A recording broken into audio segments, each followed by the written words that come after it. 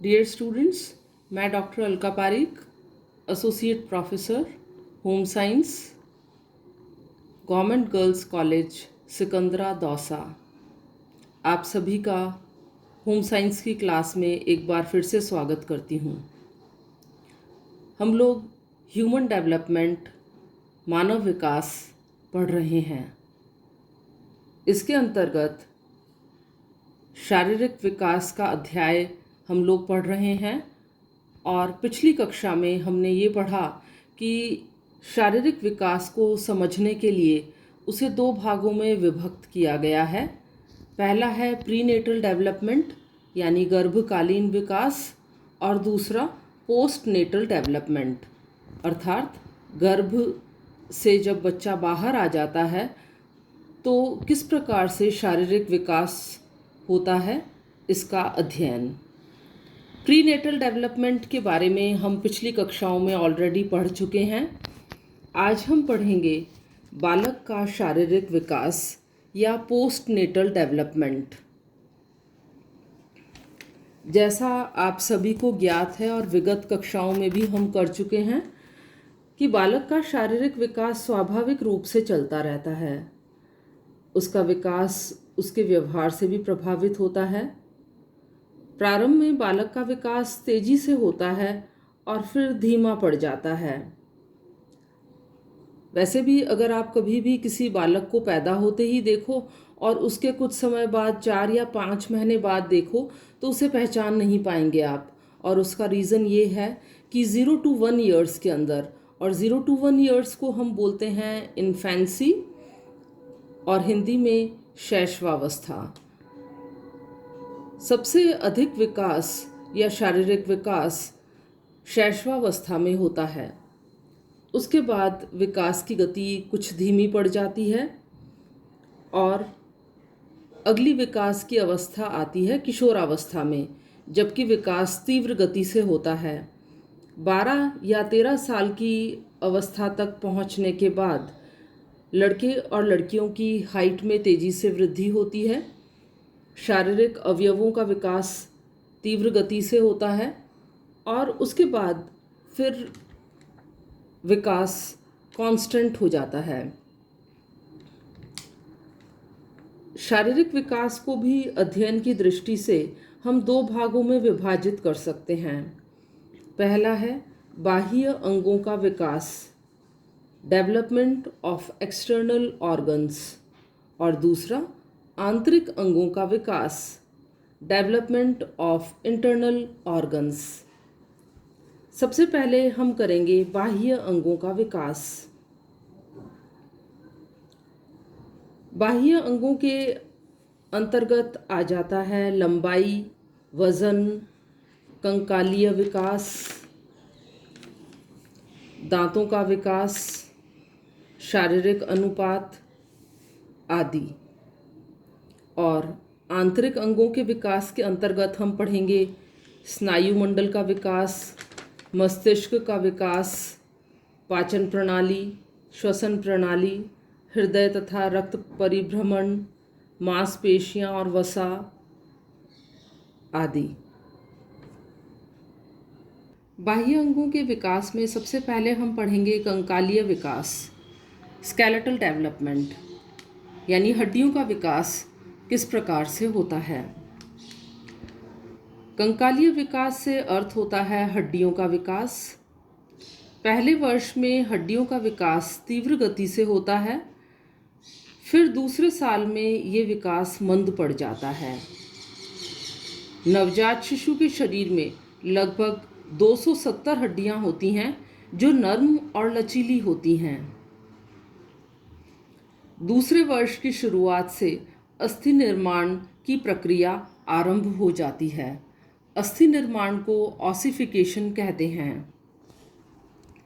नवजात शिशु की हड्डियां स्पंजी होती हैं और इसीलिए आप देखते हैं कि बालक खेलते खेलते अपने पैर का अंगूठा मुंह में ले लेते हैं, जबकि हम लोग वयस्क इस तरह से नहीं कर पाते हैं। जैसे जैसे बालक बड़ा होता है हड्डियों में कड़ापन आ जाता है और यह अवस्था 13 से 14 वर्ष तक चलती रहती है। बच्चों, हड्डियों में कड़ापन कैल्शियम और खनिज लवण की उपस्थिति से आ जाता है। इस अवस्था तक हड्डियों की संख्या लगभग 350 हो जाती है। किशोरावस्था में, जबकि बालक की अवस्था 13 से 14 वर्ष की होती है, हड्डियां आपस में जुड़ने लगती हैं और हड्डियों की संख्या वयस्क अवस्था तक आते आते 206 रह जाती हैं।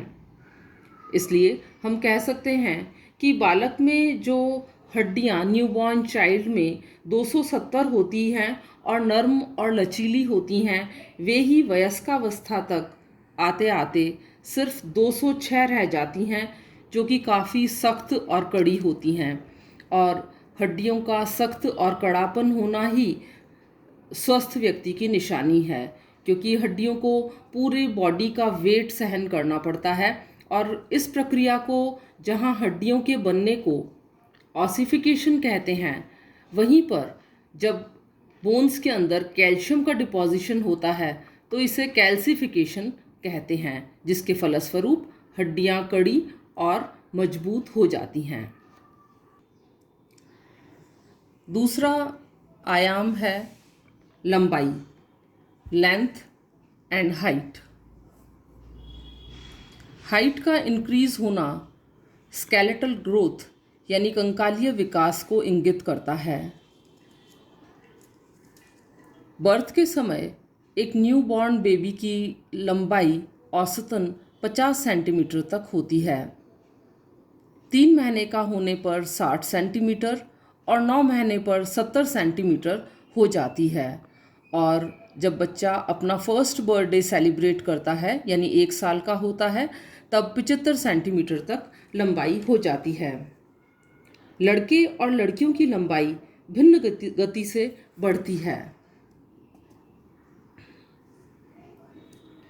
जन्म के समय लड़के थोड़े से लंबे होते हैं, लेकिन 6 वर्ष की अवस्था तक लड़कों की लंबाई ज़्यादा बढ़ती है, इसलिए लड़के लड़कियों से अधिक लंबे दिखाई देते हैं। 6 वर्ष की अवस्था से लेकर किशोरावस्था तक, यानी कि 13 से 14 वर्ष की अवस्था तक, लड़कियों की लंबाई की गति लड़कों की लंबाई की गति से तीव्र होती है। इसलिए लड़कियां हर उम्र में अपने साथ के लड़कों से लंबी दिखाई देती हैं। 13 से 14 वर्ष की अवस्था के बाद लड़के फिर से लंबे हो जाते हैं और आखिरी में लड़के ही लड़कियों से ज़्यादा लंबे होते हैं। बालक का कद विभिन्न आयु में भिन्न भिन्न होता है और इसे बच्चों इस टेबल की सहायता से आसानी से देखा जा सकता है। जन्म के समय औसत लंबाई 19 से 20 इंच, 4 माह पर 23 से 24 इंच, 8 महीने पर 26 से 28 इंच, 1 वर्ष पर 28 से 30 इंच, 2 वर्ष पर लगभग 2 फुट 8 इंच से 2 फुट 10 इंच, 4 वर्ष पर 3 फुट 2 इंच, 5 वर्ष पर जन्म का 2 गुना, 11 वर्ष पर 4 फुट 7 इंच, 12 वर्ष पर 4 फुट 9.5 इंच, 13 वर्ष 5 फुट 3 इंच, 15 वर्ष 5 फुट 5 इंच और 18 वर्ष पर 5 फुट 8 इंच तक लंबाई हो जाती है। बाह्य अंगों के विकास में तीसरा आयाम होता है बालक का वजन यानी वेट। किसी भी बालक के ग्रोथ यानी वृद्धि का सबसे अच्छा असेसमेंट होता है वेट। इसीलिए क्लिनिक पर जन्म के बाद हर महीने वेट को चेक किया जाता है। ये बच्चे की हेल्थ और न्यूट्रिशनल स्टेटस का भी अच्छा मापक है। अगर बालक अंडरवेट है, इट मीन्स कि वो कुपोषित है और माल नरिश्ड है। भारतीय बच्चों में फुल टर्म पर औसतन वज़न होता है 2.5 किलो से 3.5 किलो। जन्म के 10 दिन बाद तक, 1 वीक से लेके और 10 दिन तक, वज़न के अंदर 10% तक कमी देखी जाती है, लेकिन 10 दिन के बाद बालक का वेट धीरे धीरे बढ़ने लगता है।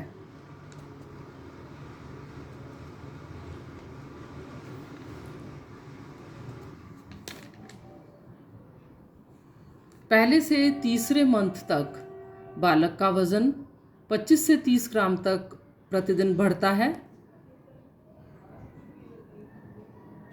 5 महीने पर वज़न बर्थ का डबल हो जाता है। 1 साल तक ट्रिपल हो जाता है।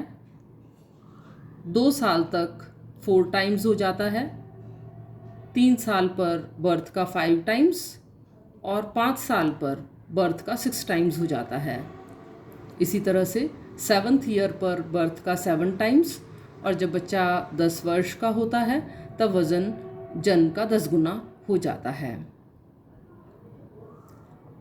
किशोरावस्था में वज़न तेज़ी से इंक्रीज़ होता है और किशोरावस्था के अंत तक किशोर का वज़न एक वयस्क व्यक्ति के वज़न के बराबर हो जाता है।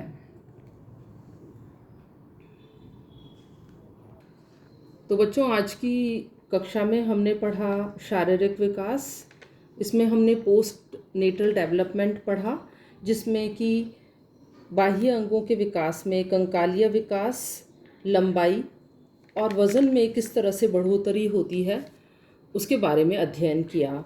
अगली कक्षा में हम करेंगे दांतों का विकास और शारीरिक अनुपात यानी बॉडी प्रोपोर्शंस का विकास। आपको आज की क्लास समझ में आई होगी।